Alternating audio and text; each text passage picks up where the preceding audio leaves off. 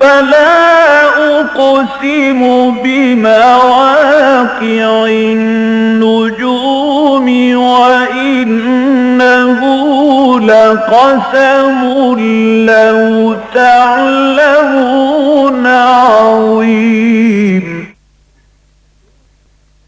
إنه لقرآن كريم في كتاب مكنون لا يمسه إلا المطهرون تنزيل من رب العالمين.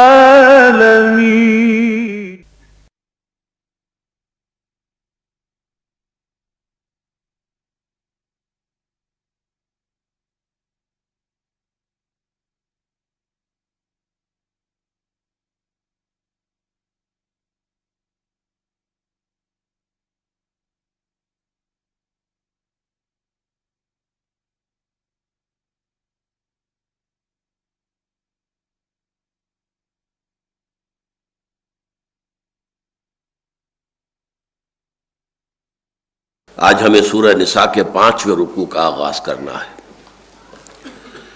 اعوذ باللہ من الشیطان الرجیم، بسم اللہ الرحمن الرحیم۔ یرید اللہ لیبین لکم ویہدیکم سنن الذین من قبلکم ویتوب علیکم واللہ علیم حکیم۔ واللہ یرید ان یتوب علیکم ویرید الذین یتبعون الشہوات ان تمیلوا میلا عظیما۔ یرید اللہ ان یخفف عنکم وخلق الانسان ضعیفا۔ صدق اللہ العظیم۔ رب اشرح لی صدری ویسر لی امری واحلل عقدۃ من لسانی یفقہوا قولی۔ اللہم ربنا الہمنا رشدنا واعذنا من شرور انفسنا۔ اللہم ارنا الحق حقا وارزقنا اتباعہ وارنا الباطل باطلا وارزقنا اجتنابہ، آمین یا رب العالمین۔ سورہ نساء کے 5ویں رکوع کی پہلی 3 آیات جو ابھی میں نے تلاوت کی ہیں، حکمت دین کے ایک اہم موضوع سے متعلق ہیں، اور یہ ہے حکمت تشریع۔ اللہ تعالیٰ نے انسانوں کو شریعت بھی عطا فرمائی۔ اب ظاہر بات ہے کہ شریعت میں بعض چیزیں ایسی ہو سکتی ہیں کہ انسان کے نفس پر شاق گزرے۔ مثلا نماز کی پابندی ہے، وضو کرنا ہے، تو چاہے سخت ترین سردی ہو، اگر پانی موجود ہے تو آپ کو وضو کرنا ہی ہوگا، طبیعت پر شاق گزرے گی بات۔ تو شریعت کے بہت سے احکام ویسے بھی مثبت طور پر بھی ہو سکتا ہے کہ طبیعت پر شاق گزرنے والے ہوں۔ مزید برآں جو پابندیاں شریعت عائد کرتی ہے وہ انسانی خواہشات و شہوات کے لیے یقیناً ناگوار ہیں، اور خاص طور پر وہ معاشرہ کہ جس میں اب یہ معاشرتی اصلاح شروع کی جا رہی تھی۔ عرب کا معاشرہ جو جاہلی معاشرہ تھا، اب وہاں احکام دیے جا رہے ہیں۔ ان کے معاشرے میں عورت کی حیثیت کچھ نہیں تھی، وہ بھیڑ بکری کی طرح ملکیت تھی، چنانچہ وراثت میں منتقل ہو جاتی تھی۔ اب اس کی جگہ پر اتنی بڑی تبدیلی کہ عورت کو ایک قانونی تشخص عطا کرنا، عورت کے بارے میں یہ تصور دینا کہ اخلاقی اعتبار سے، اصولی اعتبار سے، شرف انسانیت کے اعتبار سے وہ مرد کے بالکل برابر ہے، ہم پلہ ہے۔ اس میں جو بھی فرق اور تفاوت ہے وہ انتظامی ہے کہ خاندان کے ادارے میں سربراہ جو ہے وہ مرد کو، شوہر کو بنایا گیا ہے، بیوی کو نہیں۔ لیکن یہ انتظامی معاملہ ہے، اس سے اس کے انسانی شرف میں کوئی فرق واقع نہیں ہوتا۔ اسی طرح اخلاقی اعتبار سے وہ جتنی بلندی پر چاہے وہ خود بھی پہنچ سکتی ہے، اپنا اکتساب ہے، اپنی محنت ہے، اپنی مشقت ہے۔ اخلاقی اعتبار سے جیسے میدان مردوں کے لیے کھلا ہوا ہے، ترقی کریں، ترفع حاصل کریں، بلندی پر جائیں، احسان کے درجے پر فائز ہو جائیں، اسی طرح یہ میدان جو ہے عورتوں کے لیے بھی کھلا ہوا ہے۔ تو اس اعتبار سے یہ چیز ان کے لیے کوئی پسندیدہ بات نہیں تھی۔ اسی طریقے سے یتیموں کے حقوق کا معاملہ، اس میں اتنی سختی کہ اگر کوئی یتیم کا مال ہڑپ کرے گا تو گویا کہ وہ اپنے پیٹ میں انگارے بھر رہا ہے۔ پھر یہ کہ جو بھی ان کی نفسانی خواہشات، شہوات تھیں، جنسی آوارگی تھی، اب ان کے لیے آزادی تھی، اپنی لونڈیوں سے پیشہ کراتے تھے، کمائی کرتے تھے۔ اب اس پر پابندیاں آ رہی ہیں، اس کے اوپر جو ہے قدغنیں لگ رہی ہیں، نکاح کے حدود اور قیود ہیں، نکاح کے لیے آداب بتائے جا رہے ہیں، نکاح میں یہ لازم ہے کہ ساری عمر کا سنجوگ نبھانے کی نیت اور ارادہ موجود ہو، نکاح کے لیے مرد کو کچھ نہ کچھ جو ہے مہر پیش کرنا ہوگا.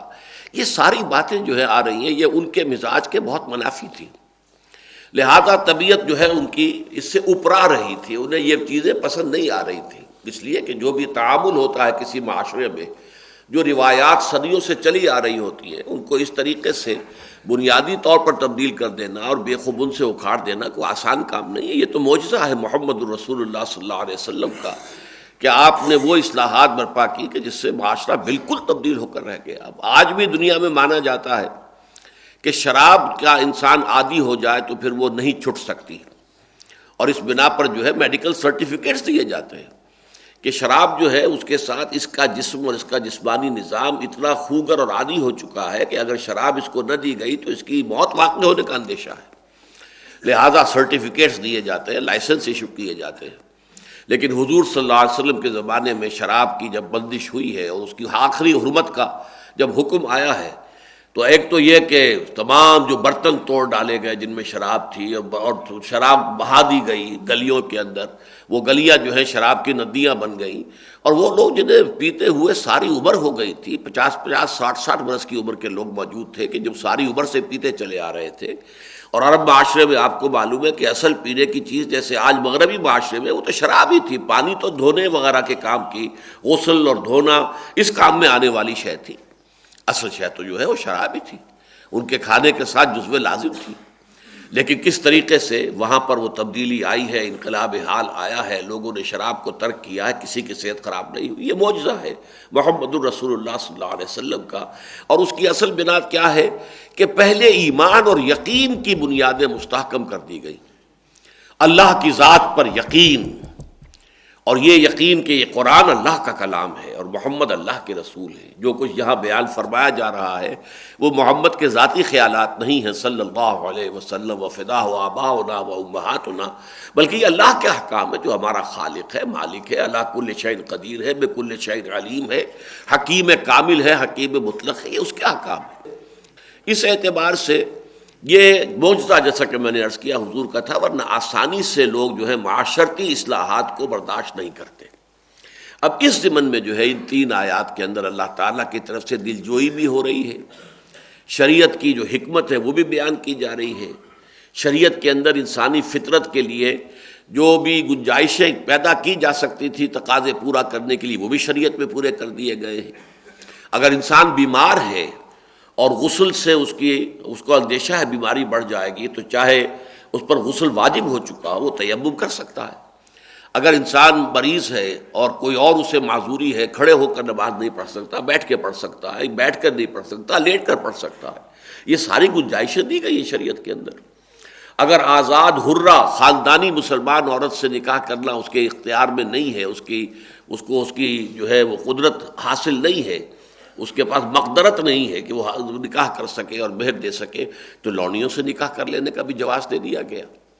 تو یہ جتنے بھی انسان کے اندر جو کمزوریاں ہیں خلقی اعتبار سے، اس کا لحاظ بھی شریعت میں رکھا گیا ہے.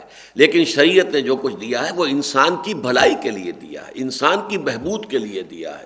اس میں اللہ تعالیٰ کا کوئی فائدہ نہیں ہے، اللہ تعالیٰ کی کوئی ضرورت نہیں ہے کہ جو رکی ہوئی ہے اور وہ شریعت ہی کے ذریعے سے پوری ہوگی، بلکہ اللہ تو غنی ہے، غنی عن العالمین، تمام جہانوں سے بے پرواہ ہے، بے نیاز ہے. یہ مضمون ہے. اور اس میں میں آپ سے عرض کر دوں کہ عیسائیت میں یہ، تاکہ کنٹراسٹ سامنے واضح ہو جائے، سائملٹینیس کنٹراسٹ، عیسائیت میں تصور یہ ہے کہ شریعت لعنت ہے. یہ لفظ جو میں کہہ رہا ہوں اچھی طرح جان بوجھ کر کہہ رہا ہوں، لا از اے کرس. یہ باقاعدہ میں نے اپنے کانوں سے یہ سرمن سنا تھا 1970 کے دسمبر میں، جبکہ میں گیا تھا پہلی مرتبہ انگلستان. میرے چھوٹے بھائی برادر عزیز ابصار احمد وہاں پی ایچ ڈی کے لیے مقیم تھے، انہوں نے مجھے دعوت دی تھی. ویسے میں گیا تھا، رمضان میں نے کیا تھا، پورا مکمل بسر کیا تھا مدینہ منورہ میں. پھر حج کا ارادہ تھا، تو ان کا درمیان میں جو ٹائم ہے اس میں آپ 1 مہینے کے لیے انگلستان آ جائیے، یہ دنیا بھی دیکھ لیجئے. تو وہاں میں نے، چونکہ کرسمس کا زمانہ تھا، وہ میں 17 دسمبر کو گیا تھا اور 15 جنوری کو وہاں سے واپس لوٹا تھا. تو کرسمس انہی دنوں میں آئی. تو اس میں جو میں نے پروگرام دیکھے ٹیلی ویژن وغیرہ پہ لیکچرز میں، لا از اے کرس، وہ کیوں؟ ان کی دلیل پتہ ہے کیا ہے؟ کہ قانون اگر ہے تو قانون کی خلاف ورزی کا تصور بھی پیدا ہو جائے گا۔ اب ایک شخص قانون کی خلاف ورزی کرتا تو گلٹی کانشنس ہو جائے گا، اور جب گلٹی کانشنس ہو گیا تو یہ ایک اس کی ایب نارمل سائیکالوجی ہو جائے گی۔ یہ اس سے بہتر ہے کہ کوئی قانون نہ ہو، بس انسان کے اندر جو خیر کے جذبات ہیں ان کو اپیل کیا جائے، خیر کی طرف بلایا جائے۔ یہ بالکل ایسے ہی ہے جیسے ہمارے ہاں اب تبلیغی جماعت کا ایک فلسفہ ہے کہ امر بالمعروف اور فضائل کی تبلیغ کر کے تلقین کر کے ہی ساری اصلاح ہو جائے گی، نہی عن المنکر کی ضرورت نہیں ہے۔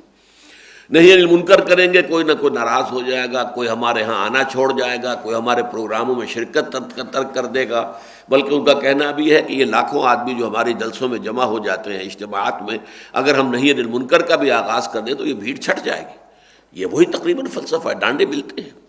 یہ چونکہ سینٹ پال نے یہ کیا تھا، اصل میں حضرت مسیح علیہ السلام کا جو ہے یہ دین نہیں ہے، جو اس وقت کرسچینٹی ہے، یہ پالزم ہے۔ اور D100 کا مصنف جو ہے اس نے واقعتاً یہ بڑی ہمت کر کے سچی بات کہی ہے، جو نمبر 1 پر لایا ہے محمد رسول اللہ صلی اللہ علیہ وسلم کو، ڈاکٹر مائیکل ہارٹ، اور اس نے تاریخ انسانی کی عظیم ترین شخصیات 100 جنہوں نے تاریخ کے دھارے کو بدلا ہے، اثر انداز ہوئے ہیں تاریخ کے رخ پر، اور پھر ان میں گریڈیشن کہ ان میں سب سے زیادہ کس نے رخ موڑا، تو وہ نمبر 1، پھر نمبر 2، پھر نمبر 3۔ تو نمبر 1 پر حضور ہیں اور نمبر 3 پر حضرت مسیح ہیں، اور پھر کچھ اور آگے چل کر پھر سینٹ پال بھی آتے ہیں۔ اور انہوں نے صاف کہا ہے کہ کرسچینٹی جو موجودہ ہے وہ اصل میں پالزم ہے، حضرت مسیح کی طرف اس کی نسبت درست نہیں ہے۔ حضرت مسیح جب تک تھے دنیا میں اس وقت تک یہود عیسائیت کی مثال کی حیثیت جو ہے وہ یہود کے ایک فرقے، یہود کی ایک جماعت کی تھی، یہود ہی میں سے ایک گروہ، وہ کوئی علیحدہ مذہب کی حیثیت تھی نہیں، اور یہ بالکل 100% درست بات ہے۔ اصل میں حضرت مسیح جو ہے وہ دین موسوی کے مجدد تھے، اس کی تجدید کرنے آئے تھے، اور لوگوں کے اندر جو روح دین ختم ہو گئی تھی، روح ایمان، وہ اللہ کی محبت اور آخرت کی جو ترجیح ہے وہ لوگوں کے ذہنوں سے نکل گئی تھی۔ بس شریعت کے اوپر عمل کرنا اور اس کی بھی جو ہے بال کی باریکیاں نکالنا یہ رہ گیا تھا، جیسے کہ آج ہمارے ہاں بہت سے علماء کا طریقہ ہے۔ تو یہ چونکہ اس کی اصلاح کرنے کے لیے حضرت مسیح مبعوث کیے گئے تھے، لیکن پال نے جو ہے شریعت جو ہے، اور حضرت مسیح کہہ کر گئے تھے کہ شریعت تم پر لاگو رہے گی، عائد رہے گی۔ Don't think I have come to destroy law. یہ لا جو ہے، لا سے مراد ہے شریعت موسوی، موزائک لا اسے کہتے ہیں، وہ یہ موسیٰ کا قانون ہے، شریعت ہے جو موسیٰ کے ذریعے سے اللہ نے دی تھی۔ تو وہ تو کہہ کے گئے تھے، آج بھی یہ الفاظ انجیل میں موجود ہیں کہ ہرگز نہ سمجھنا کہ میں شریعت موسیٰ کو ختم کرنے آیا ہوں، اس کا ایک شوشہ بھی نہیں بدلے گا۔ لیکن سینٹ پال نے اس کو بدل دیا، ختم کر دیا، شریعت ہم پر لاگو نہیں ہے، ساقط ہے۔ تو یہ بھی ایک تصور دنیا میں ہے۔ تو اس اعتبار سے ذرا اس کا کنٹراسٹ جو ہے آپ کو ان آیات میں دیکھیے، یرید اللہ لیبین لکم۔ دیکھو مسلمانوں، تم اسے اپنے اوپر بوجھ نہ سمجھو، ان حدود اور قیود کو۔ اللہ تعالیٰ یہ چاہتا ہے کہ تمہارے لیے واضح کر دے ہر شے کو، صراط مستقیم کو، جو معتدل راستہ ہے دنیا میں زندگی گزارنے کا، سواء السبیل ہے، قصد السبیل جسے کہا گیا، یا صراط مستقیم، اس کو واضح کر دے۔ وَيَهْدِيَكُمْ سُنَنَ الَّذِينَ مِن قَبْلِكُمْ، اور تمہاری رہنمائی کرے ان لوگوں کے راستے کی طرف، وہ نیکی کے پیروکار، وہ انبیاء، صدیقین، شہداء جو تم سے پہلے گزرے ہیں، جو ان کا راستہ تھا انہی کے راستے کی طرف تمہاری رہنمائی کی جائے۔ ظاہر بات ہے کہ حضور جیسا کہ قرآن مجید میں آیا ہے کہ اے نبی کہہ دیجئے ما کنت بدعا من الرسل، میں کوئی نیا نویلا رسول تو نہیں ہوں، مجھ سے پہلے بہت سے رسول آئے، بہت سے نبی آئے۔ تو یہ تو ایک بڑی لمبی جو ہے سنہری، جسے زنجیر کہنا چاہیے، گولڈن چین ہے۔ حضرت آدم سے نبوت شروع ہوئی اور حضرت محمد پر صلی اللہ علیہ وسلم اس کا اختتام بھی ہو گیا، تکمیل بھی ہو گئی۔ تو یہ تو ایک بڑی لمبی زنجیر ہے۔ تو ان کے راستے کی طرف اللہ تعالیٰ چاہتا ہے مسلمانوں تمہاری رہنمائی کرے، تاکہ انبیاء، صدیقین، شہداء اور صالحین کے راستوں پر تم چلو۔ وَيَتُوبَ عَلَيْكُمْ، اللہ چاہتا ہے تم پر عنایت فرمانا۔ یہ تابہ یا توب و توبن میں نے کئی مرتبہ عرض کیا ہے، اس کے معنی ہے پلٹنا، لوٹنا۔ تو اصل میں اس کو دو طرف سے جب استعمال کیا جاتا ہے، بندہ جب گناہ کرتا ہے تو گویا کہ اللہ سے سرکشی کرتا ہے، اللہ تعالیٰ سے اس نے منہ پھیر لیا، اعراض کیا۔ پھر اگر توبہ کرتا ہے تو پلٹتا ہے اللہ کی طرف، پھر اس کی جناب میں رجوع کرتا ہے، پھر توبہ کرتا ہے، پھر اے اللہ مجھ سے خطا ہو گئی، پروردگار معاف فرما دے۔ یہ انسان کی توبہ ہے۔ اس کے لیے جب انسان کے لیے یہ توبہ کا لفظ آتا تو الہ آتا ہے، توبو الی اللہ، اللہ کی جناب میں توبہ کرو، اللہ کی طرف توبہ کرو۔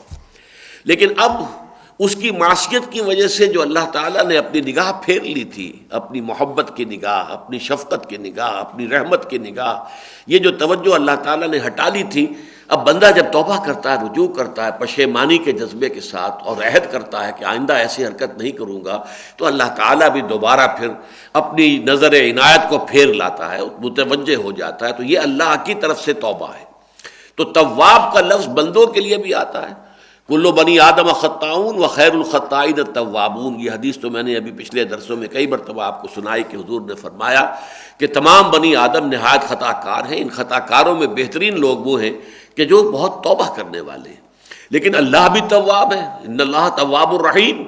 تو تواب کا لفظ دونوں طرف سے آئے گا، لیکن جب توبہ کا لفظ اللہ کی طرف سے آتا ہے تو اس کے ساتھ صلہ اعلیٰ ہوتا ہے، کسی پر متوجہ ہونا۔ اللہ کا مقام بہت بلند ہے، وہ اپنے مقام رفیع سے جب عنایت فرماتا ہے، توجہ فرماتا ہے، تو یہ ہے تابع علی۔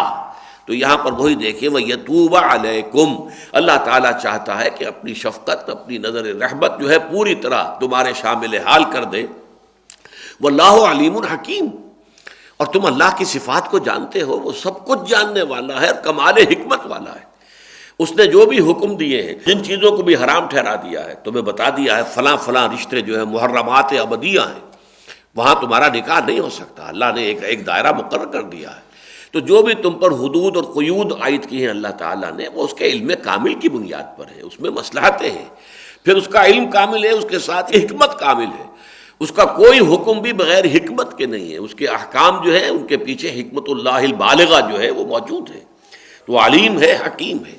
اب دیکھیے اس کو کس قدر اس مضمون کی اہمیت ہم نہیں سمجھ سکتے۔ اصل میں ہم تو چونکہ شریعت کے عادی ہیں، کچھ چیزیں جو ہیں وہ ہمارے کلچر کا حصہ ہیں، ہمیں معلوم ہے جہاں جہاں نکاح نہیں ہو سکتے، کوئی پڑھانے کی ضرورت ہی نہیں ہے، سب کو معلوم ہے۔ لیکن جس معاشرے میں یہ حدود اور قیود نہیں تھیں، جس معاشرے میں کہ سوتیلی ماں کو بھی اپنے گھر میں ڈال سکتے تھے بیوی کی حیثیت سے، جورو کی حیثیت سے، یا اس سے پیشہ کرا سکتے تھے، یا اس کا نکاح زبردستی جہاں چاہتے کر دیتے اور اس کا مہر خود قبول کر لیتے، جہاں ایسی جو کھلا ایک ظلم اور استحصال ہو رہا تھا، اس معاشرے میں اس قسم کی حدود اور قیود کو نافذ کرنا یہ در حقیقت ایک بڑا مرحلہ تھا۔ اور اس مرحلے پر جو بھی بہرحال ان میں ہر طرح کے لوگ تھے، ایسے لوگ بھی تھے جو خود منتظر رہتے تھے کہ ذرا سا حکم آئے اور فوراً وہ اس کے اوپر عمل کریں، ایسے بھی تھے۔ لیکن ایسے بھی تھے کچے مزاج کے لوگ۔ مدینہ منورہ میں آپ کو معلوم ہے کہ ایمان جو ہے، لوگوں نے جو ایمان حاصل کیا یا ایمان انہوں نے اختیار کیا، تو کوئی بڑی قربانی دے کر حاصل نہیں کیا۔ مکہ مکرمہ میں جو لوگ ایمان لائے تھے انہوں نے بڑی قربانیاں دی تھیں، ان کے رشتے کٹ گئے تھے، ان کو ماریں پڑی تھی، ان کو ستایا گیا تھا، ان کے لیے زندگی جو ہے وہ ایک آزمائش، مسلسل آزمائش بنا دی گئی تھی۔ تو ان کا ایمان کچھ اور تھا، اور یہ اوس اور خزرج کے لوگوں کا ایمان بحیثیت مجموعی، ان میں بھی یقیناً السابقون الاولون من المہاجرین والانصار، انصار میں بھی تھے اس شان کے لوگ کہ جو بالکل اس طریقے سے جیسے کہ مہاجرین میں سے جو اولین دور کے مسلمان تھے اسی طرح کے مسلمان بعض انصار میں سے بھی تھے۔ بحیثیت مجموعی وہ معاملہ نہیں تھا۔ تو ان کی بعض لوگوں کی طبیعتوں کے اوپر یہ حدود اور قیود جو ہیں یہ کچھ گراں گزر رہی تھی، لہذا دیکھیے پھر دوبارہ واللہ یرید ان یتوب علیکم، دیکھو مسلمانوں اللہ تعالیٰ تم پر شفقت کر رہا ہے، یہ اس کی رحمت، یہ اس کی عنایت سمجھو کہ وہ تمہیں احکام دے رہا ہے شریعت کی۔ یہ جیسے کہ میں نے کئی مرتبہ عرض کیا ہے کہ آپ اگر مری جاتے ہیں تو جہاں وہ سڑک جو ہے پہاڑی ہو جاتی ہے تو اس میں آپ جگہ جگہ پر دیکھتے ہیں کہ کوشنز بنے ہوئے ہیں، اب رفتار کم کر لو، اس لیے کہ آگے بورڈ جو ہے وہ بڑا ایکیوٹ آ رہا ہے، اگر تم نے تیز رفتاری کے اندر جو بورڈ کاٹنے کی کوشش کی تو سیدھے کھڈ میں گرو گے۔ تو گویا کہ شریعت جو ہے در حقیقت وہ بھی حدود جو ہے وہ تمہاری سیفٹی کے لیے ہے، یہ تمہارے لیے کوشنز ہیں، ادھر سے ادھر جاؤ گے، ادھر سے ادھر جاؤ گے تو تمہارے لیے ہلاکت ہے۔ اس لیے کہ یہ جیسا کہ میں نے کئی مرتبہ عرض کیا ہے، انسانی تمدن کے یہ تین معاملات جو ہیں ایسے پیچیدہ ہیں کہ جن کو انسانی عقل جو ہے حل نہیں کر سکتی، ناممکنات میں سے۔ عورت اور مرد میں کیا توازن ہو، کیا حقوق مرد کے ہوں، کیا عورت کے ہوں، کیا شوہر کے ہوں، کیا بیوی کے ہوں، عورت کا مقام کیا ہے، یہ معاملہ ایسا ہے، عورت سوچے گی تو وہ اپنی مصلحتوں پر جو ہے اس کی نگاہ رہے گی، وہ مرد کی نہ نفسیات کا اندازہ کر سکتی ہے نہ اس کے احساسات کا تصور کر سکتی ہے۔ مرد سوچے گا تو اپنے اعتبار سے سوچے گا، عورت کے احساسات کیا ہیں، اس کے اندر اس کے جذبات کیا ہیں، اس کو اس کا اندازہ نہیں ہو سکتا۔ تو یہ نظام تو دے سکتا ہے تو صرف اللہ دے سکتا ہے، جو اللہ مرد کا بھی خالق ہے اور عورت کا بھی خالق ہے۔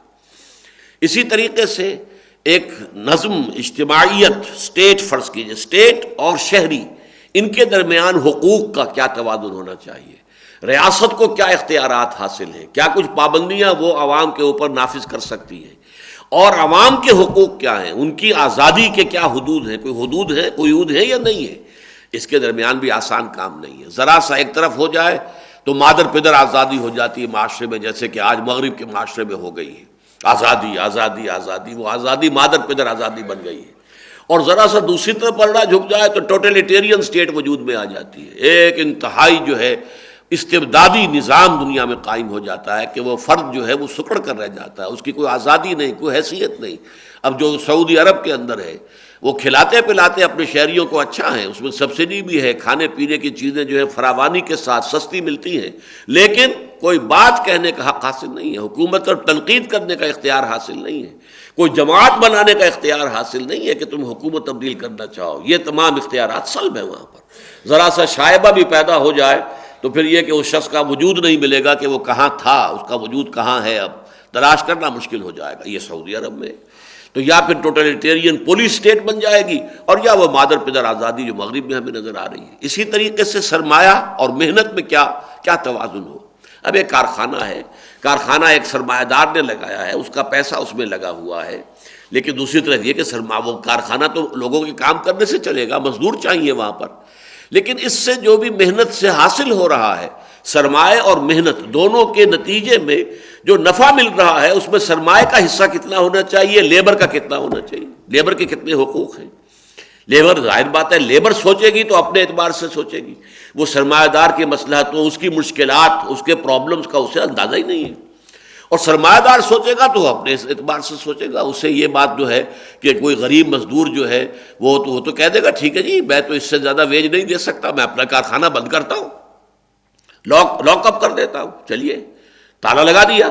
اب تالا لگا دیا تو کارخانے دار کے بچے کو تو سال بھر بھی کارخانہ بند رہے تو فاقہ نہیں آئے گا، اور مزدور کے بچے کو تو دوسرے تیسرے دن فاقہ آ جائے گا۔ تو کیا ان کی ایکویشن کیا ہو؟ کہنے کو تو کہا صاحب میرا کارخانہ میرا اختیار ہے، میں اس میں جو چاہوں کروں، میں بند کروں چلاؤں، اور یہ کہ میں یہ ویج دے سکتا ہوں، اس سے زیادہ میں نہیں دے سکتا۔ لیکن مزدور کے پاس کیا ہے؟ بارگیننگ کے لیے اس کے پاس کوئی زمین ہی نہیں ہے جس پر کھڑے ہو کر سودے بازی کر سکے۔ لہذا پھر وہ ٹریڈ یونینوں کا نظام قائم کیا گیا، وہ پھر ہڑتالوں کا نظام قائم کیا گیا، جو بھی دنیا میں ہوتا ہے وہ آپ کو معلوم۔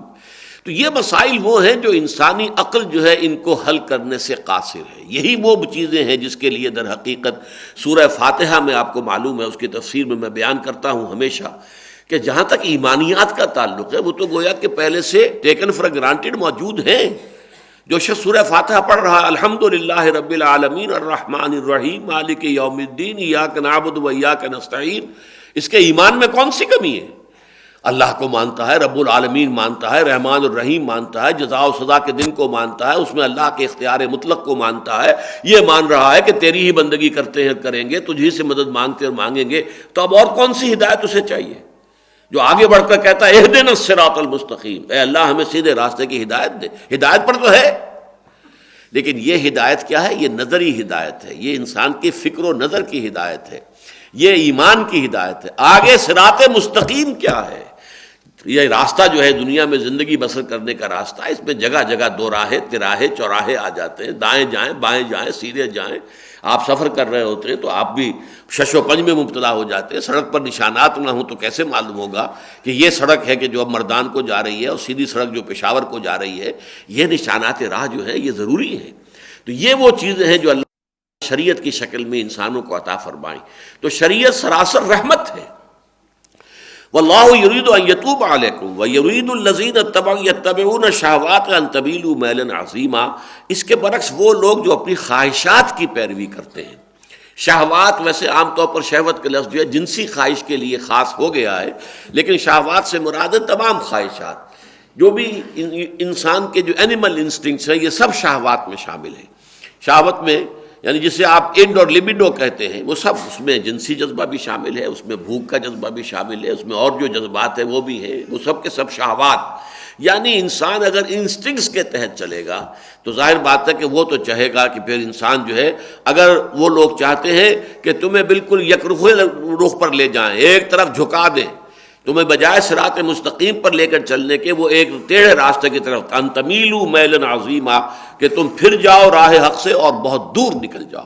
اس لیے کہ ہوتا یہی ہے کہ ذرا سا بھی آپ نے موڑ لے لیا غلط، تو اب جتنا آپ آگے جائیں گے وہ آپ صراط مستقیم سے دور تر ہوتے چلے جا رہے ہیں۔ یہ سیدھا راستہ جا رہا تھا، آپ نے یہاں پہ تھوڑا سا ٹیڑھ لیا، اور یہ ٹیڑھ اب جتنا آپ آگے بڑھ رہے ہیں سیدھے راستے سے آپ کا فاصلہ بڑھتا چلا جا رہا ہے جتنا آگے بڑھیں گے، حالانکہ وہ ایک ٹرن کے بعد آپ پھر سیدھے جا رہے ہیں، اس کے بعد آپ نے کوئی ٹرن نہیں لیا ہے۔ پہلے وہ زاویہ شاید چلیے 20 درجے کا زاویہ تھا، صرف تھوڑا سا ٹرن آپ نے لیا تھا، لیکن جتنا اس ٹرن کے اوپر اس سڑک پر آپ آگے بڑھیں گے صراط مستقیم سے آپ کا فاصلہ بڑھتا چلا جائے گا۔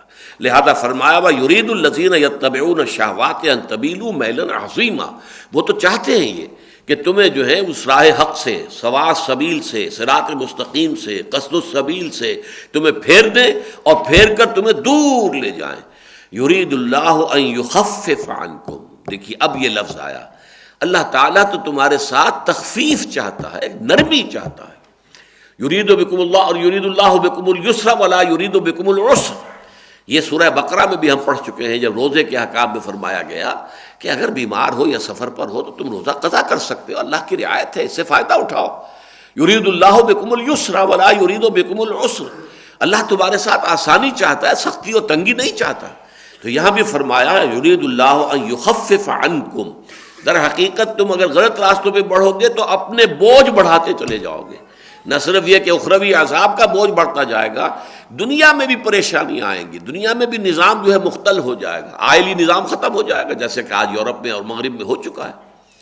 اب وہ ون پیرنٹ فیملی چل رہی ہے، ماں ہی مائی کو جانتے ہیں، باپ کا پتہ ہی نہیں، باپ کون تھا کہ اس کا نام ہی معلوم نہیں، یہ سارا نظام تلپٹ ہو چکا ہے۔ یہ معاملہ ہو چکا ہے کہ نہیں ہو چکا ہے؟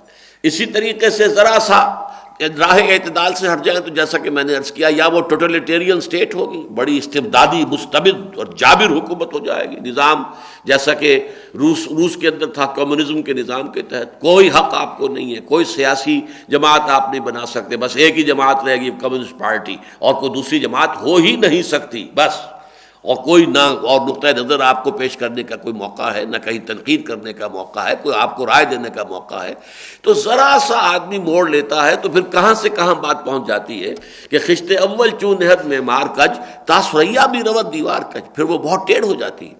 تو در حقیقت تو اللہ نے تمہارے لیے نرمی کی ہے، یہ شریعت جو ہے لا، یہ کرس نہیں ہے، یہ رحمت ہے، یہ در حقیقت لعنت نہیں ہے، رحمت ہے۔ اللہ تعالیٰ کی طرف سے اپنے بندوں کے لیے آسانیاں پیدا کی گئی ہیں، ان کے لیے بہتری اور ان کی بہبود اور ان کی بھلائی اور انہی کے لیے فوز اور فلاح کا معاملہ ہے۔ وَخُلِقَ الْإِنسَانُ ضَعِيفًا، اور انسان پیدا ہی کیا گیا ہے کمزور۔ یہ ٹکڑا جو ہے بڑا ایک دفعہ چونکا دینے والا ہے۔ خلق الانسان ضعیفا، انسان ضعیف پیدا کیا گیا، اس لیے کہ بظاہر ایک تضاد سامنے ابھرتا ہے۔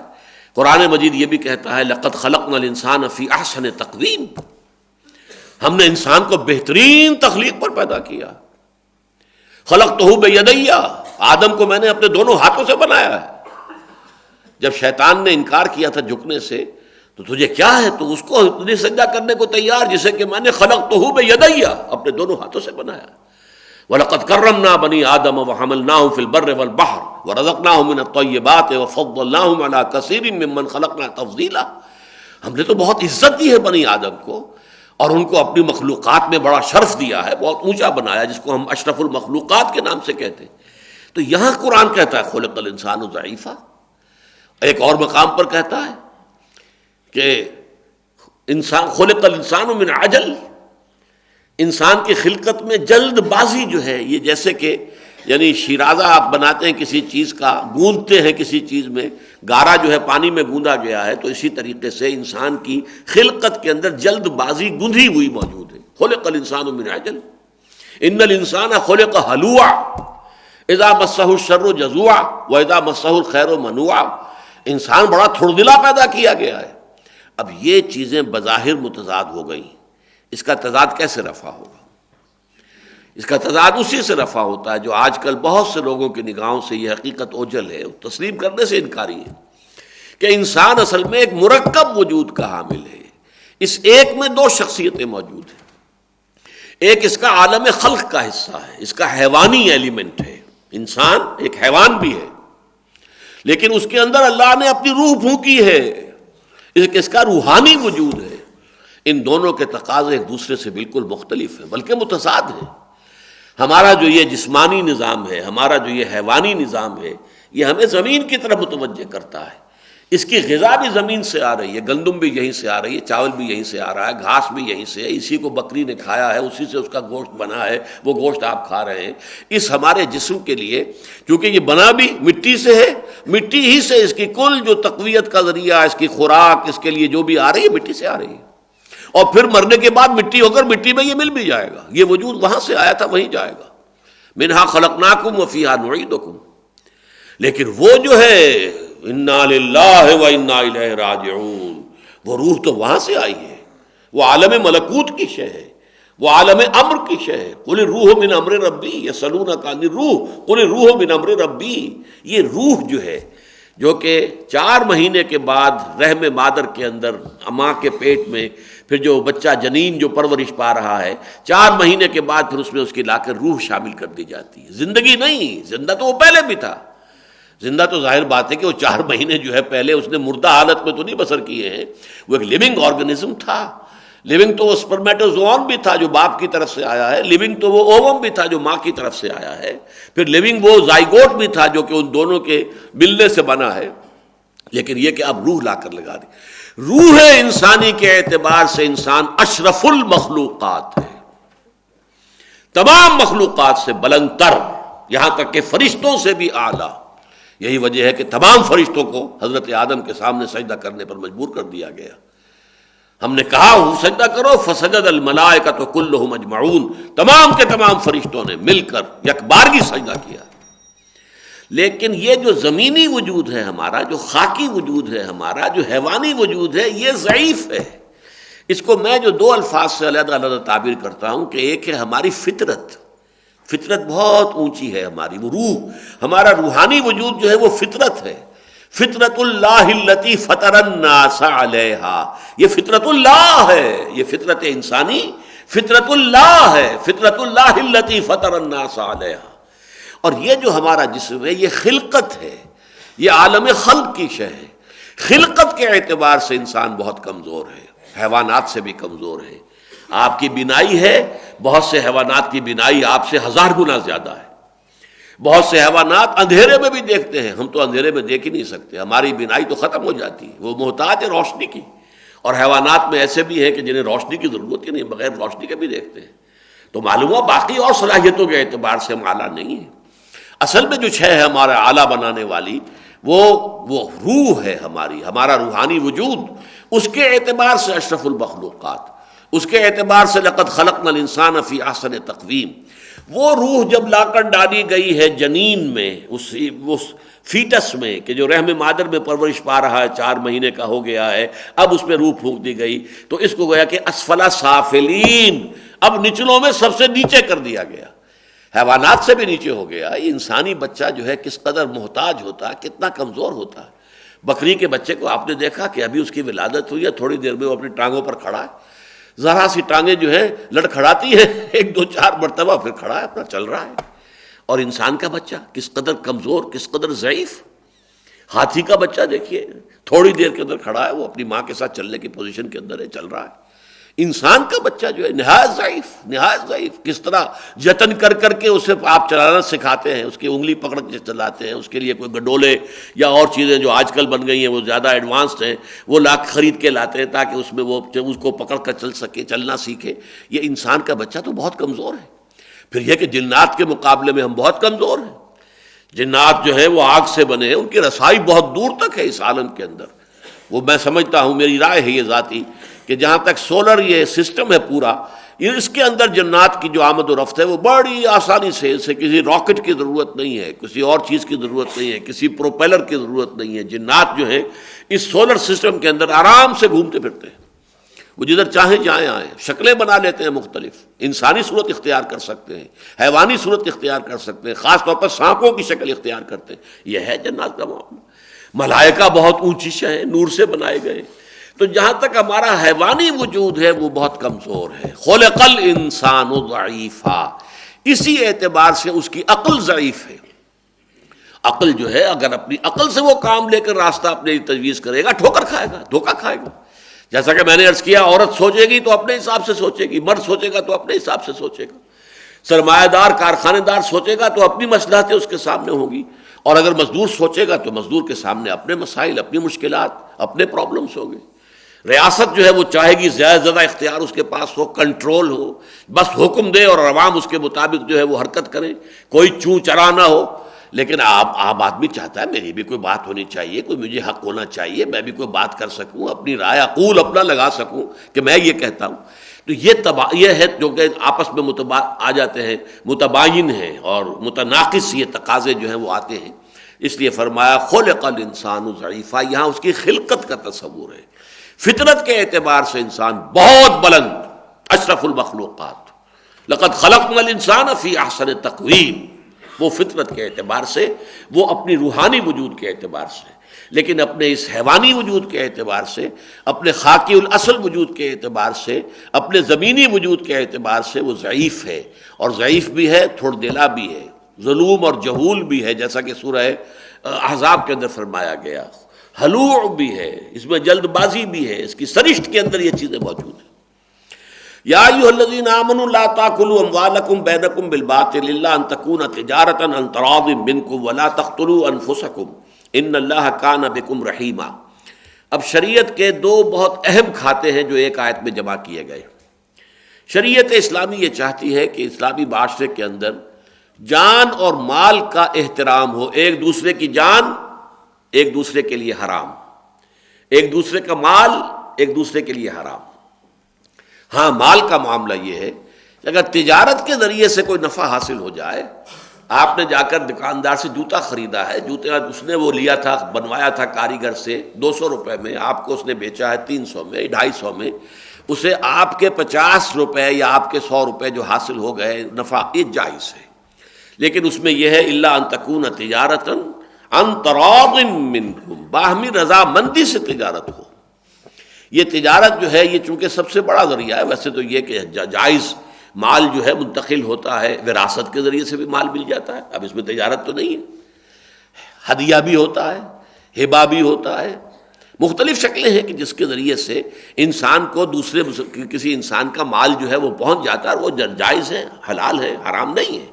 لیکن جو زیادہ تر معاملات جو ہے، جو بھی انسان کا جو معاملات چلتے ہیں آپس میں، لین دین کے معاملات ہیں، اور تمدن کا جو کاروبار زیادہ چلتا ہے، اس میں جو مین چیز ہے وہ تجارت ہے۔ لیکن تجارت میں یہ ہے کہ عن تراض منکم، اب اس سے وہ چیزیں خارج ہو جائیں گی، مثلا مونوپلیز بنی ہوئی ہیں، کارٹلز بنے ہوئے ہیں، کچھ لوگوں نے گٹھ جوڑ کر لیا ہے کہ ہم 8 جو ہے پارٹیز ہیں کہ جو فلاں چیز جو ہے یہاں پر مینوفیکچر کر رہے ہیں، ہم 8 مل کر طے کرتے ہیں کہ اتنے فیصد ہم نے نفع لینا ہی لینا ہے، کوئی کم پہ نہیں بیچے گا۔ اب کیا کریں گے لوگ؟ یہ گٹھ جوڑ جو ان کا ہے، جو کارٹل ہے ان کی جو مونوپولی بن گئی ہے، اس کی وجہ سے انہیں معلوم ہے کہ یہ ہم سے ناجائز منافع لیا جا رہا ہے، لیکن مجبوری ہے، وہ لیں گے۔ کوئی ایک شخص جو ہے کسی وقت وہ سادہ جب مارکیٹنگ ہوتی تھی، فرض کیجئے کہ ایک وقت میں اس نے بہت کچھ جو ہے وہ ذخیرہ کر لیا، گندم بہت ذخیرہ اپنے پاس کر لیا، اور مارکیٹ میں ہے نہیں، اب وہ اپنی من مانی قیمت مانگ رہا ہے، اور وہ لوگوں کو دینے پر مجبور ہے، اس لیے کہ ظاہر بات ہے زندہ رہنے کے لیے گندم تو چاہیے۔ یہ ان تراضم نہیں ہوگا، اگرچہ بظاہر تو یہ ہے کہ صاحب ٹھیک ہے میں تو فلاں قیمت پر بیچ رہا ہوں، آپ کو لینا ہو تو لے لیجئے، نہیں لینا تو جائیے اپنا راستہ دیکھیے۔ بظاہر تو اس کے اندر یہ ہے کہ رضامندی ہے۔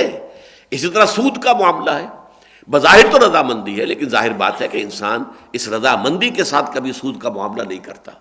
اب بیع معجل ہی ہے فرض کیجئے، جسے کہ ہمارے کچھ لوگوں نے، علماء کی اکثریت نے جائز قرار دے رکھا ہے۔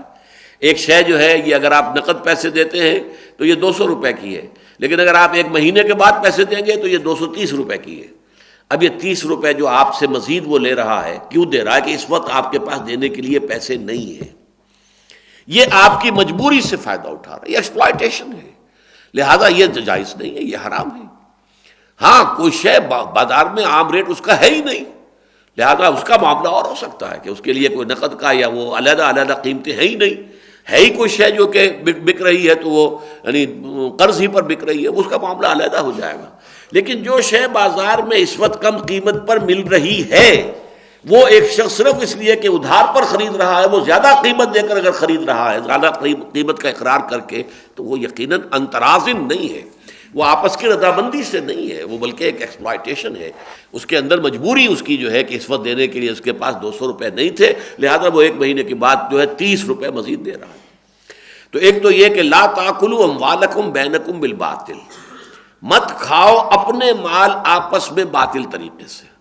دیکھیے اموالکم بڑا عجیب تصور دیا گیا ہے، اگرچہ ٹھیک ہے یہ تمہارا مال ہے، یہ میرا مال ہے، یہ اس کا مال ہے، یہ اس کا مال ہے، لیکن تم سب ایک ہو۔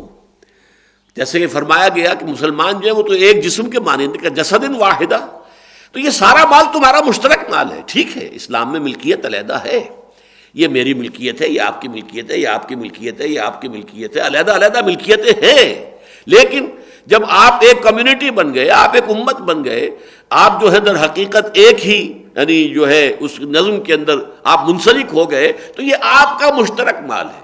اب آپس میں اس مال کو ہڑپ کرنا باطل طریقے سے یہ حرام ہے۔ الا ان تکون تجارتا عن تراض منکم، ہاں اس میں نفع اٹھایا جا سکتا ہے، لیا جا سکتا ہے باہمی رضامندی سے۔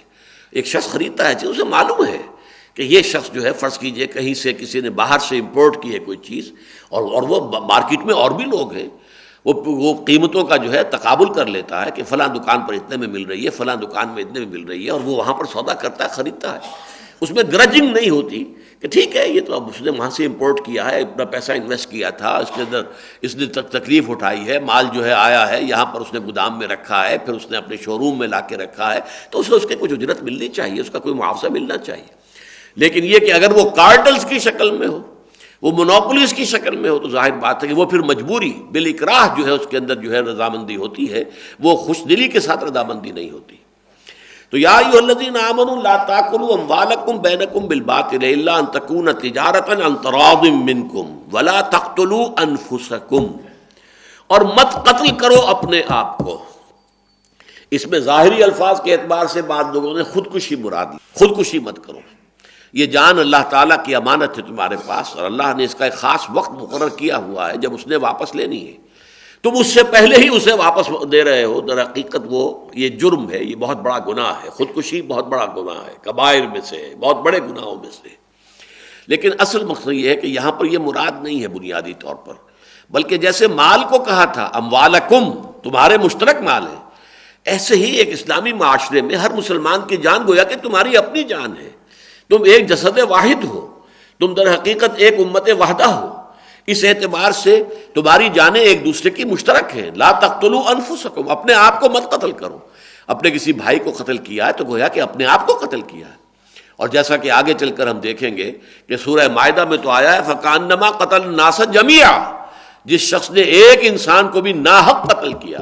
حق کے ساتھ قتل کرنے کی مختلف شکلیں ہیں، کسی نے قتل کیا تھا جواباً قتل ہو رہا ہے، اس کے قصاص میں قتل ہو رہا ہے، کوئی مرتد ہو گیا تھا اس کو قتل کیا جا رہا ہے، کوئی زانی شادی شدہ ہے اسے رجم کیا جا رہا ہے۔ اس طرح کی مختلف شکلیں ہیں کہ جو جائز ہیں، یا کافر وہ حربی ہے جس کے ساتھ جنگ ہے ڈکلیئرڈ، ورنہ اگر کافر آپ کا ذمہ ہے اس کی جان بھی اتنی ہی محترم ہے جتنی کسی مسلمان کی جان ہے، وہ جان نہیں دی جا سکتی اس کا مال بھی اتنا ہی محترم ہے جتنا کسی مسلمان کا مال ہے ذمہ کا، حالانکہ وہ مسلمان نہیں ہے، وہ کافر ہے، لیکن نہیں وہ ذمہ ہے، اس کا ذمہ لیا اسلامی ریاست نے اس کی حفاظت کا، اس کی جان کا بھی، اس کے مال کا بھی۔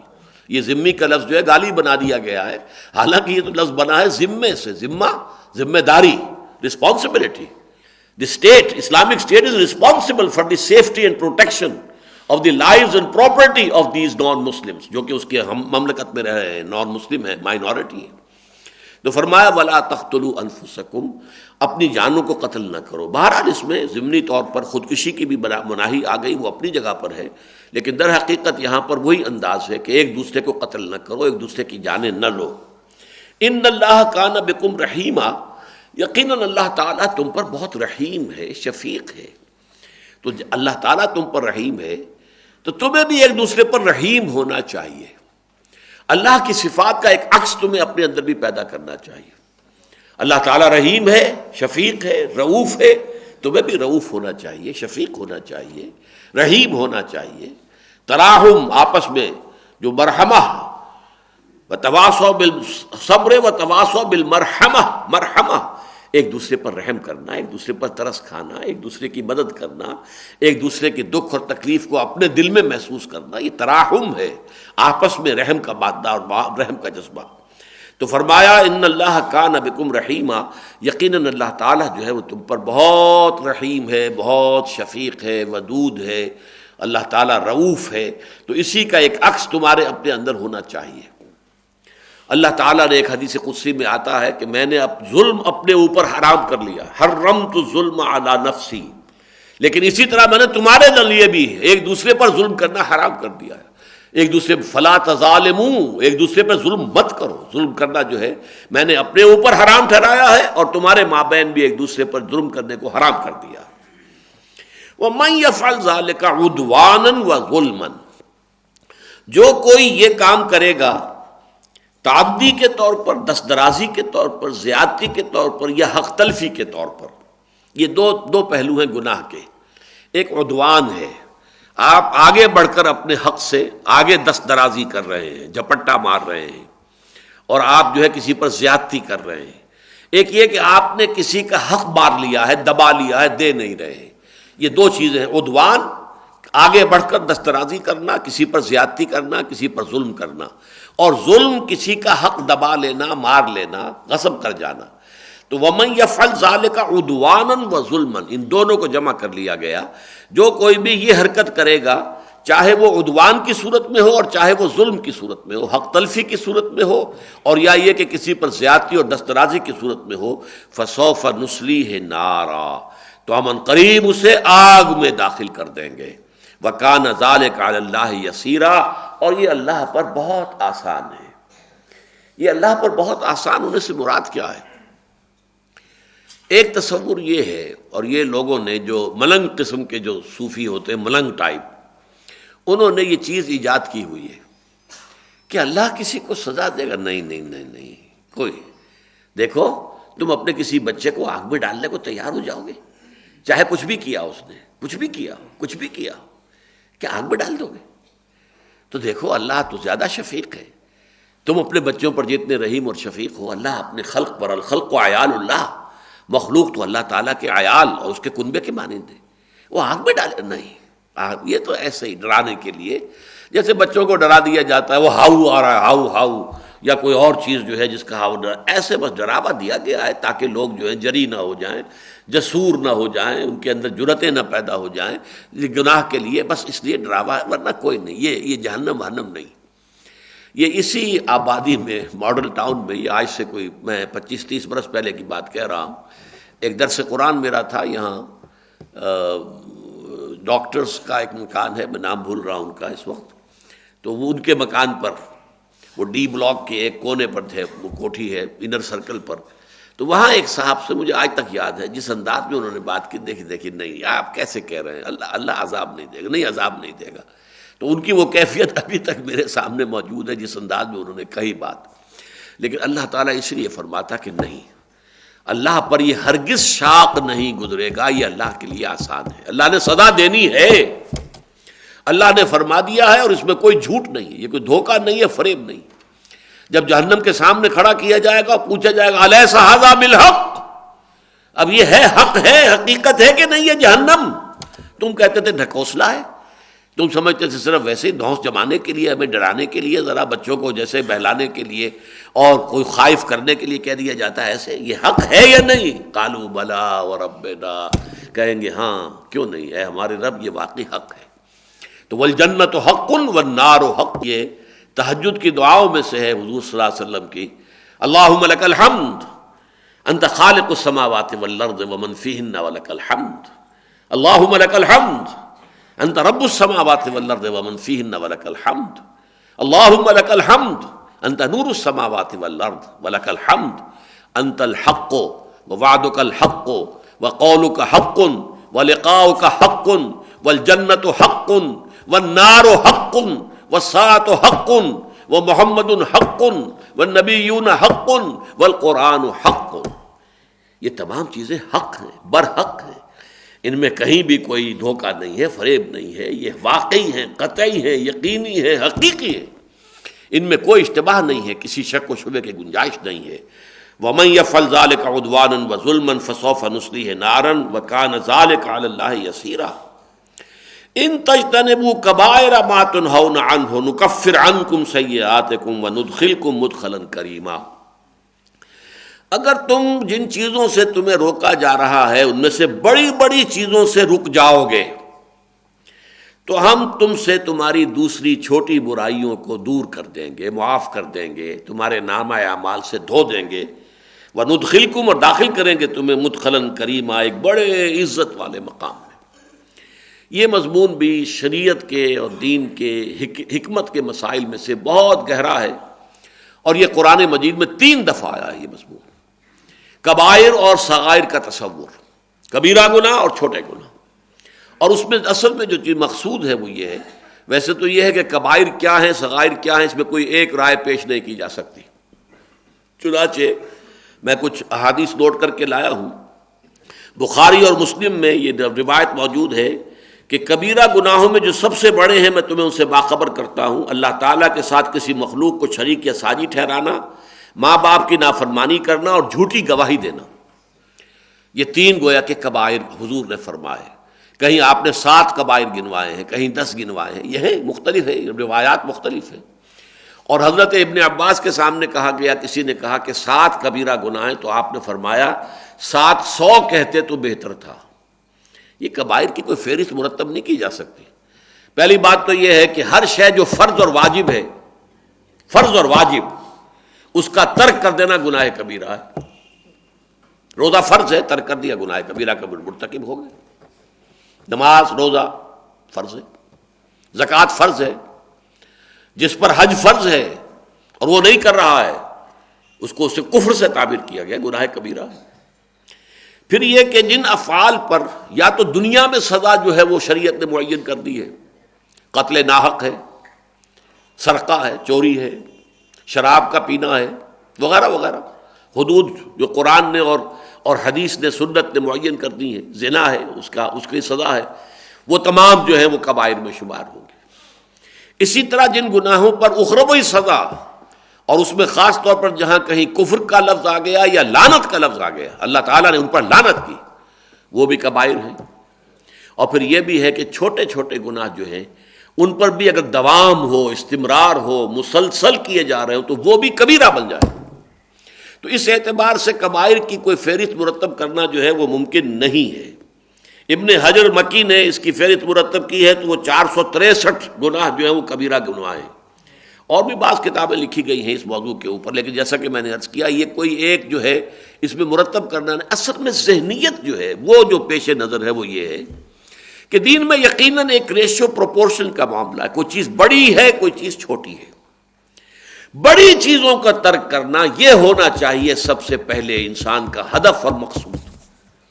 چھوٹی چیزیں جو ہیں ان کے بارے میں بہت زیادہ حساس ہونے کی بھی ضرورت نہیں ہے۔ بڑی چیزوں کو چھوڑ دو گے، بڑے گناہوں کو، تو اللہ چھوٹے معاف بھی فرما دے گا۔ ہمارے ہاں اس وقت کیا ہو رہا ہے، اس کے بالکل برعکس، کبیرہ گناہوں میں تو پوری طریقے سے ملوث ہیں، سودی لین دین کر رہے ہیں، تم بھی کر رہے ہیں، میں بھی کر رہا ہوں، نہ تم مجھے کچھ کہنا نہ میں تمہیں کچھ کہوں گا۔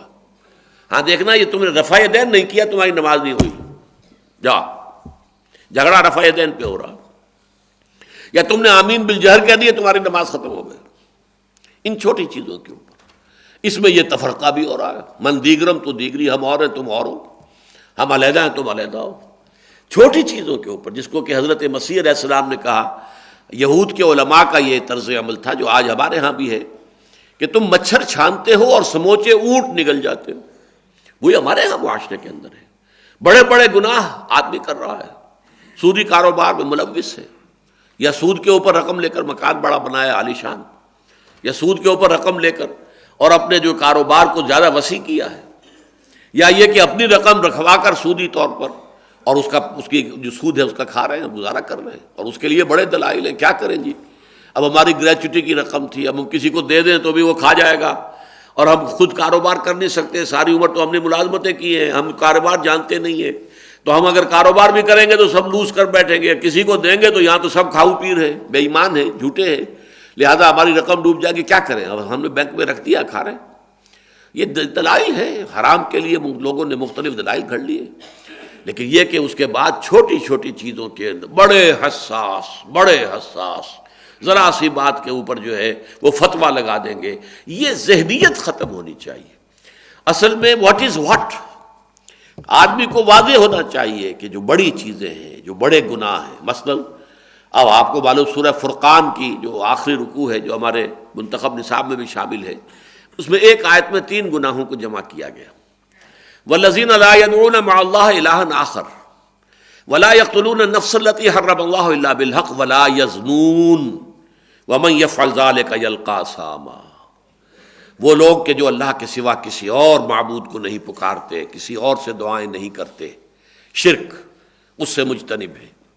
نمبر 2، اور نہیں وہ قتل کرتے ہیں کسی انسان کو مگر حق کے ساتھ، ہاں قانون کے تحت اگر قتل کا وہ مستحق ہو چکا ہے تو قتل جان لی جائے گی اس کی، مرتد کو قتل کیا جائے گا، زانی شادی شدہ ہے رجم کیا جائے گا، قتل کے بدلے اگر مقتول کے ورثاء اسی کا مطالبہ کریں کہ جان کے بدلے جان ہی چاہیے ہمیں تو قتل کیا جائے گا، کافر حربی ہے تو قتل کیا جائے گا۔ یہ 4 شکلیں ہیں، ان 4 شکلوں کے سوائے کسی انسانی جان کا ضائع کرنا جائز نہیں ہے، ہرگز جائز نہیں، یہ 4 شکلیں ہیں کل۔ تو ظاہر بات ہے، لیکن اگر اس زد میں آ گیا وَلَا يَقْتُلُونَ النَّفْسَ الَّتِي حَرَّمَ اللَّهُ إِلَّا بِالْحَقِّ وَلَا يَزْنُونَ، اور تیسری چیز وہاں زنا لائی گئی۔ چنانچہ اسی طرح میں آپ کو دوسری حدیث سناتا ہوں، یہ بھی بخاری اور مسلم کی ہے، کہ حضور صلی اللہ علیہ وسلم سے کسی نے دریافت کیا کہ سب سے بڑا گناہ کون سا ہے؟ آپ نے فرمایا تم اللہ کے ساتھ کسی کو شریک ٹھہراؤ حالانکہ اس نے تمہیں پیدا کیا ہے۔ پھر پوچھا کہ اس کے بعد کون سا گناہ سب سے بڑا ہے؟ تو فرمایا کہ تم اپنے بچے کو اس خطرے سے مار ڈالو کہ وہ تمہارے کھانے میں شریک ہوگا، یعنی قتل کا معاملہ آ گیا، اور قتل خاص طور پہ بچے کو قتل کر دینا، خشیت املاق، مفلسی کے خوف سے بچے کو قتل کر دینا، تمہیں اس کو کھلانا پڑے گا۔ پھر پوچھا کہ اس کے بعد کون سا گناہ سب سے بڑا ہے؟ فرمایا کہ اپنے پڑوسی کی بیوی کے ساتھ بدکاری کرنا۔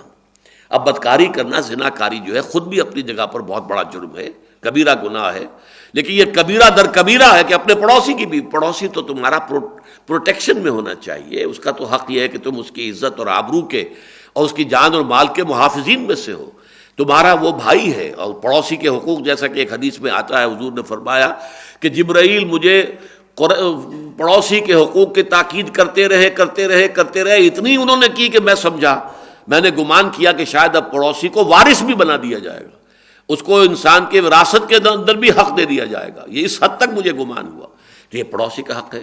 لہذا گناہ در گناہ گویا کہ ہوا یہ کہ ایک تو زنا ہے اور ایک زنا پڑوسی کی بیوی سے۔ تو اس طریقے سے مختلف احادیث میں جو بڑے بڑے گناہ، اسی طرح حقوق والدین ایک اور حدیث میں آتا ہے، والدین کے ساتھ جو ہے وہ بدسلوکی کرنا، والدین کے حقوق کو ختم کر دینا۔ ہاں اس کے ساتھ جیسا کہ قرآن مجید میں آیا ہے سورہ بنی اسرائیل میں، استثنائی صورتحال ہو سکتی ہے۔ فرض کیجئے بڑی عمر میں جا کر کسی کا ذہنی توازن ٹھیک نہیں رہا تو اب کیا کرے گا؟ اب باپ ہو یا ماں ہو، ان کے اوپر تو قدغنیں لگانی پڑیں گی، ان کے اوپر ان کی باتیں جو ہے رد کرنی پڑیں گی، ان کے خلاف جو ہے ان کی یعنی حکم عدولی کرنی پڑے گی، نافرمانی کرنی پڑے گی، اس لیے کہ ان کا اب دماغی توازن ٹھیک نہیں، وہ جو چیز چاہ رہے ہیں، جو جس چیز کا حکم دے رہے ہیں وہ صحیح نہیں ہے۔ لیکن یہ کہ عام حالات میں حقوق والدین بھی، چونکہ قرآن مجید میں 4 مقامات پر اللہ کے حق کے بعد سب سے بڑا حق جو آیا ہے وہ والدین کا آیا ہے، وَبِالْوَالِدَيْنِ إِحْسَانًا وَقَضَىٰ رَبُّكَ أَلَّا تَعْبُدُوا إِلَّا إِيَّاهُ وَبِالْوَالِدَيْنِ إِحْسَانًا۔ اور اگلے رکوع میں اس سورہ مبارکہ میں بھی انشاءاللہ یہ مضمون آ جائے گا۔ بہرحال ان تجتنبوا کبائر ما تنہون عنہ، اگر تم اجتناب کرتے رہو گے، بچتے رہو گے ان بڑی بڑی چیزوں سے جن سے تمہیں روکا جا رہا ہے، نکفر عنکم سیئاتکم، تو تمہاری دوسری برائیاں جو ہیں، چھوٹے جو بھی تمہارے گناہ ہیں، صغائر ہیں، وہ ہم تم سے دور کر دیں گے. وَنُدْخِلْكُمْ مُدْخَلًا كَرِيمًا، اور تمہیں داخل کریں گے ایک بہت بڑے باعزت مقام میں. اللہم ربنا اجعلنا منہم، اللہم ربنا اجعلنا منہم، اللہم ربنا اجعلنا منہم، آمین یا رب العالمین.